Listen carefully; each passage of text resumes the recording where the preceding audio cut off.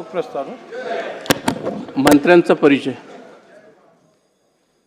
महोदय, मी आपणास व आपल्या मार्फत या सभागृहाला खालील मंत्र्यांचा परिचय करून देत आहे. श्रीमती सुनेत्राताई अजित पवार, उपमुख्यमंत्री तथा राज्य उत्पादन शुल्क, क्रीडा व युवक कल्याण, अल्पसंख्याक विकास व औकाफ या विभागाचे मंत्री. शोक प्रस्ताव.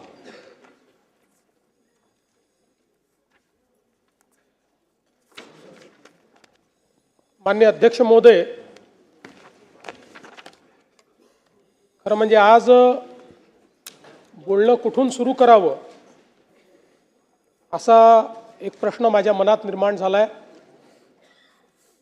एक प्रचंड वादळ मनामध्ये तयार झालेलं आहे. कारण आज सभागृहामध्ये ज्या शोक प्रस्तावासाठी आपण सर्व लोक एकत्रित आहोत, कधीच कल्पना केली नव्हती की अशा प्रकारचा शोक प्रस्ताव हा आपल्याला या ठिकाणी त्याच्यावर व्यक्त व्हावं लागेल. खरं म्हणजे सहज बाजूला नजर गेली तर नेहमीच खुर्चीत दादा असायचे आणि सभागृहामध्ये तर सुरुवातीपासनं तर रात्री उशिरापर्यंत कितीही काळ सभागृह चाललं तरी आपल्या जागी बसलेले दादा हे आपल्याला या ठिकाणी पाहायला मिळायचे. आज दुर्दैवाने ते आपल्यामध्ये नाहीत, याची निश्चितपणे खंत आहे. खरं तर यावर्षी दादांनी 12वा अर्थसंकल्प मांडला असता, पुढच्या वर्षी 13वा अर्थसंकल्प मांडून बॅरिस्टर शेषरावजी वानखेडे यांचा जो विक्रम आहे त्याची बरोबरी केली असती आणि कदाचित पुढच्या काळामध्ये महाराष्ट्राच्या इतिहासात सर्वाधिक अर्थसंकल्प मांडणारे अर्थमंत्री म्हणून दादांचं या ठिकाणी कार्य राहिलं असतं. पण अचानकपणे दादा आपल्यातनं निघून गेले आणि यावेळी हा अर्थसंकल्प मांडण्याची जबाबदारी या ठिकाणी माझ्यावर आली. खरं म्हणजे अर्थसंकल्पाच्या संदर्भात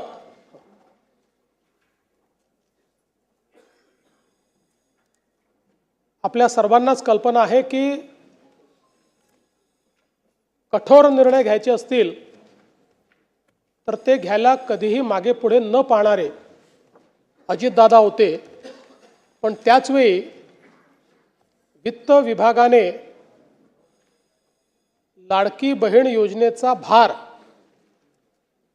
हा अर्थसंकल्पावर फार मोठ्या प्रमाणात पडेल आणि म्हणून याचा पुनर्विचार करावा असं सुचवल्यानंतर देखील त्या ठिकाणी ठामपणे निर्णय घेऊन तो विषय मंत्रिमंडळापुढे आणण्याचं काम करणारे देखील अजितदादा होते. आणि आपल्या सगळ्यांना आठवतं की लाडकी बहीण योजनेनंतर अजितदादांनी गुलाबी जॅकेट घालणं सुरू केलं होतं आणि आम्हालाही सगळ्यांना ते जॅकेट घालायला लावलं होतं. आता या सगळ्या गोष्टी केवळ आठवणींमध्ये आहेत आणि म्हणून मला असं वाटतं की संपूर्ण सभागृह अत्यंत